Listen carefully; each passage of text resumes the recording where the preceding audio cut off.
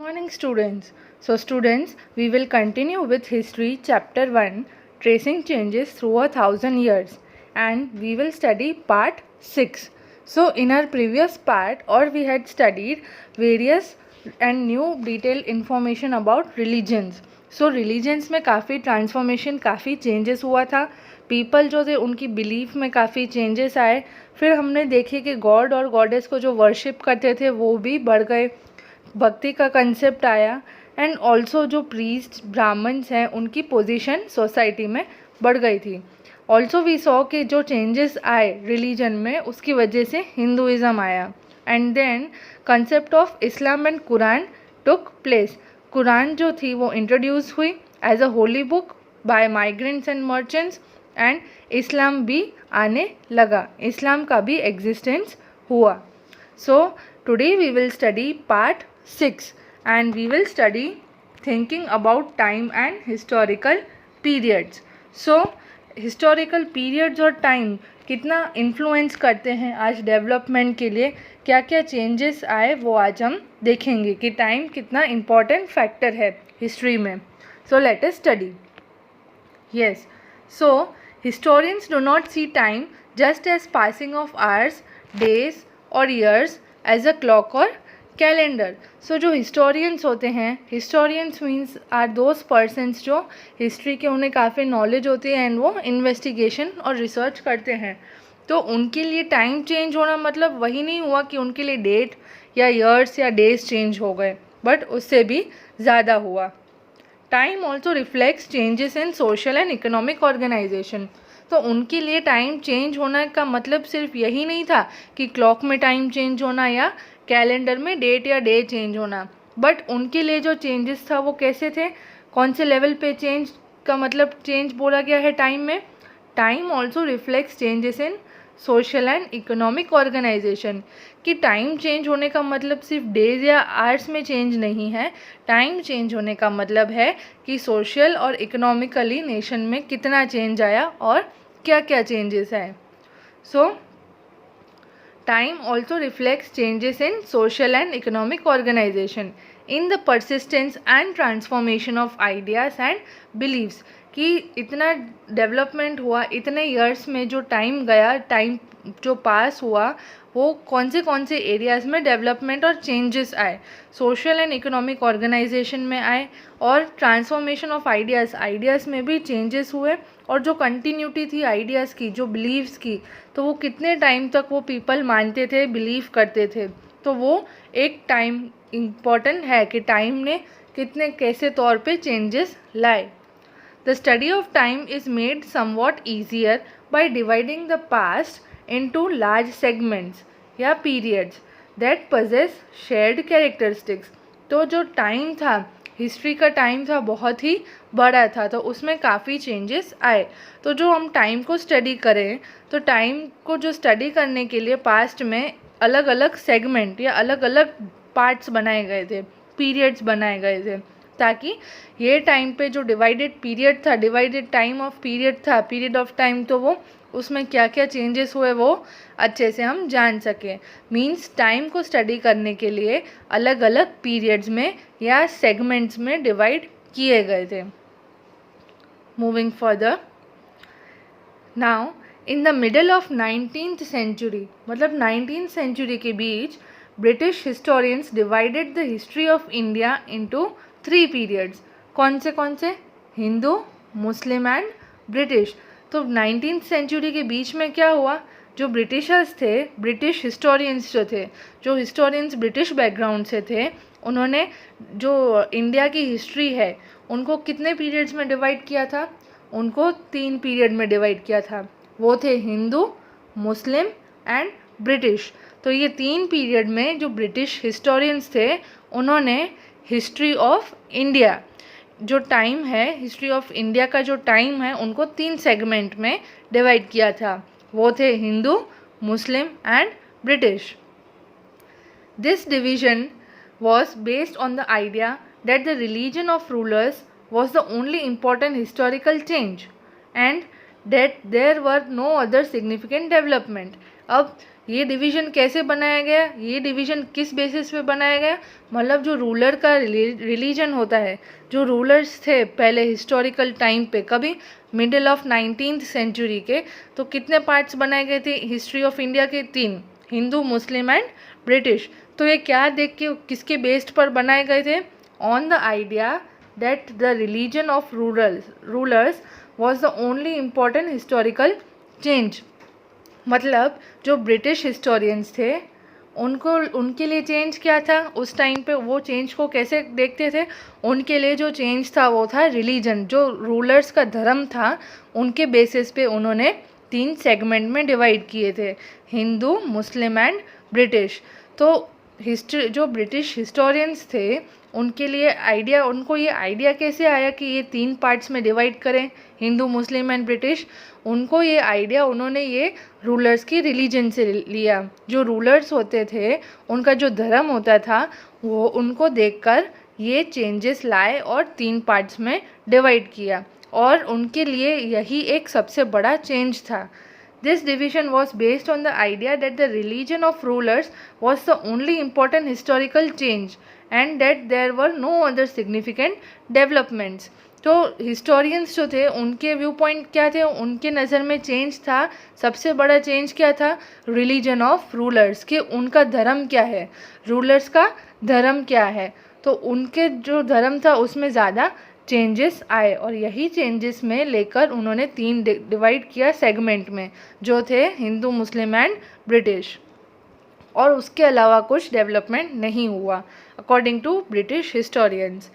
So there was no other significant developments in the economy, society और culture. तो society या culture में भी कुछ ज़्यादा डेवलपमेंट या चेंजेस देखने को नहीं मिले। Such a division also ignored the rich diversity of the subcontinent. मतलब ये जो डिवीज़न हुआ, जैसे ये 3 पार्ट्स में डिवाइड हुए, कौन से? Hindu, Muslim and British. तो उसमें है ना सिर्फ रिलीजन के बेसिस पर डिवाइड किए गए थे, तो उन्होंने बाकी फैक्टर्स को इग्नोर किया था। बाकी फैक्टर्स जैसे वहाँ की डाइवर्सिटी, वहाँ का कल्चर, वहाँ के लोग, उनके हिसाब से डिवाइड ना करते हुए सिर्फ रिलीजन जो था रूलर्स का वही ध्यान में रख के डिवाइड किया था। और जो रिच डाइवर्सिटी है, वहाँ का जो कल्चर है, वहाँ की जो संस्कृति है, ट्रेडिशंस है, उनको ध्यान में नहीं रखा था हिस्टोरिकल जो हिस्टोरियंस थे उन्होंने, ब्रिटिश हिस्टोरियंस ने डिवीज़न करने के टाइम पर। Moving further, few historians follow this periodisation today. आज भी थोड़े थोड़े हिस्टोरियंस यही टाइम फॉलो करते हैं, यही पैटर्न फॉलो करते हैं।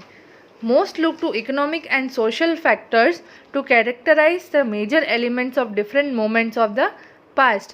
तो थोड़े थोड़े हिस्टोरियंस सोशल और इकोनॉमिक के में क्या क्या चेंजेस आया वो ध्यान में रख के आज डिफरेंट पास्ट की जो हिस्ट्री है वो स्टडी करते हैं। So most look to economic and social factors to categorise the major elements of different moments of the past. The historians you read last year included a wide range of early societies. मतलब हमने जो last year historians के बारे में पढ़ा, जो पिछले साल, तो उसमें क्या थे हिस्टोरियंस में, वो अर्ली सोसाइटीज़ के बारे में दिए हुआ था। तो क्या था उसमें? The historians you read last year included a wide range of early societies. तो हिस्टोरियंस के बारे में जो हमने पढ़ा पिछले साल, तो उसमें क्या क्या ज़्यादा था? Hunter gatherers, early farmers, people living in towns and villages, and early empires and kingdoms। तो इन सब चीज़ों के बारे में हमें ज़्यादा इन्फॉर्मेशन मिलती थी। The historians you will be studying this year are often described as medieval. तो वो जो पिछले साल हिस्टोरियंस पढ़े थे, वो जो हिस्ट्रीज़ थी, तो histories you read last year, तो जो हिस्ट्रीज़ हमने पढ़ी थी वो किसके रिलेटेड थी? अर्ली सोसाइटीज़ के रिलेटेड थी, जिसमें कौन कौन थे?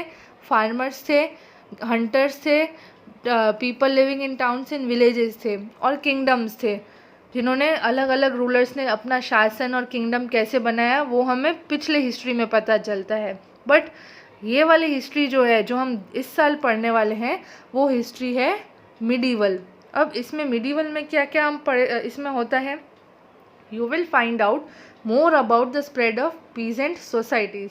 मतलब फार्मर्स जो सोसाइटीज़ होती हैं, फार्मर्स की सोसाइटी वो कैसे बढ़ी वो हम स्टडी करेंगे। The rise of regional and imperial state formations, कि जो रीजनल होता है और जो स्टेट होता है वो कैसे आगे बढ़े, रॉयल स्टेट कैसे आगे बढ़ी। Sometimes at the cost of pastoral and forest people, कि उन्होंने फॉरेस्ट के आजू बाजू जो रहते हैं लोग वहाँ को ध्यान में न रखते, उनको क्या ऐसा चेंजेस आया फॉरेस्ट की लाइफ में, जो सोसाइटी में ऐसे क्या चेंजेस आए पीजेंट की सोसाइटीज़ में, वहाँ पे क्या क्या और इन्फ्लुएंस हुआ था फैक्टर्स, वो हम पढ़ेंगे। The development of Hinduism and Islam, so the development of Hindu and Islam are major religions and the arrival of European trading companies. तो ये वाला जो हिस्ट्री है जो ये साल हम पढ़ेंगे वो किस पे बेस्ड है, मिडीवल पे बेस्ड है। So the history is based on medieval. अब उसमें क्या क्या है कि कैसे कैसे इम्पीरियल स्टेट फॉर्मेशन हुए, पीजेंट सोसाइटीज़ कैसे आगे आई, और हिंदुइज़्म और इस्लाम को मेजर रिलीजन माना गया है, मेजर रिलीजन्स थे वो, और यूरोपियन ने यहाँ आके इंडिया में आके अपना ट्रेडिंग कैसे किया, अपनी कंपनीज कैसे क्रिएट की। तो ये साल की हिस्ट्री में जो मिडीवल बोलते हैं उसमें ये सब चीज़ें डिटेल में होती हैं।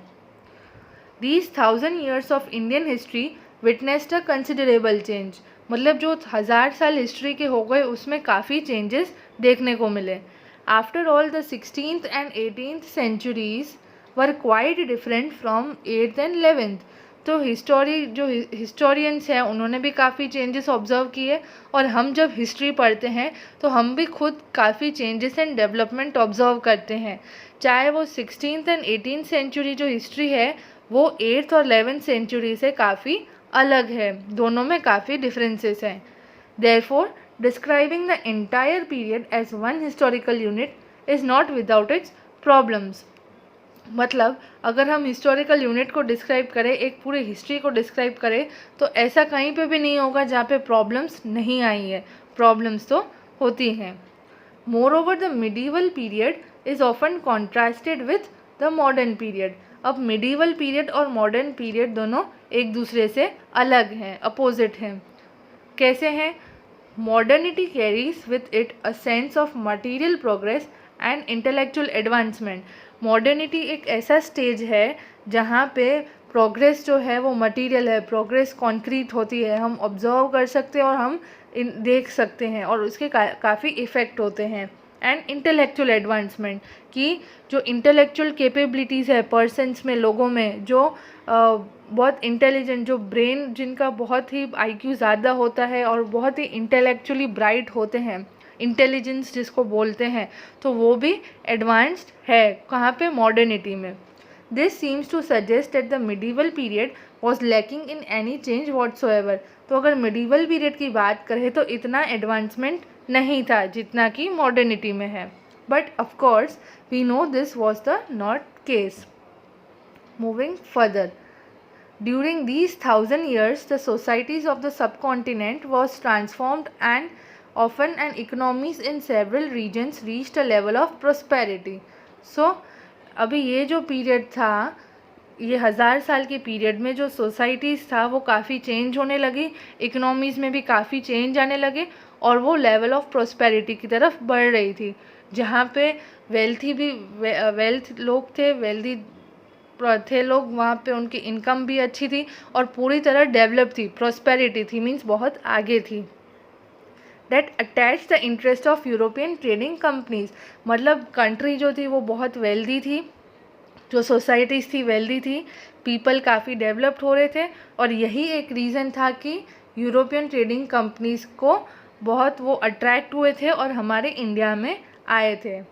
As you read this book, look out for signs of change and the historical process at work. Also, whenever you can, compare what you read in the book and what you read last year. Look out for changes and continuities wherever you can, and look at the world around you to see what else has changed or remained the same. तो इसमें ये बोल रहे हैं, एक activity बोल रहे हैं कि जैसे कि आप बुक ये रीड करोगे तो आप ये ऑब्जर्व करो या करना कि क्या क्या चेंजेस आए और क्या उसमें रिज़ल्ट आया, इफ़ेक्ट क्या आया, क्या वो चेंज कंटिन्यू थे कि नहीं थे।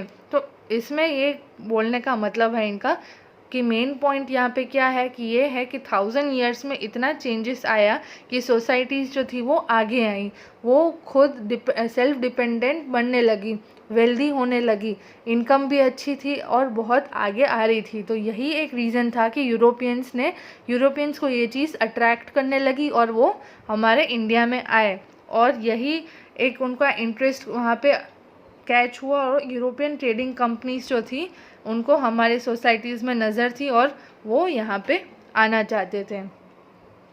So students, here we end our part 6 of chapter 1. Also we here end our chapter 1, that is tracing changes through 1000 years. Thank you.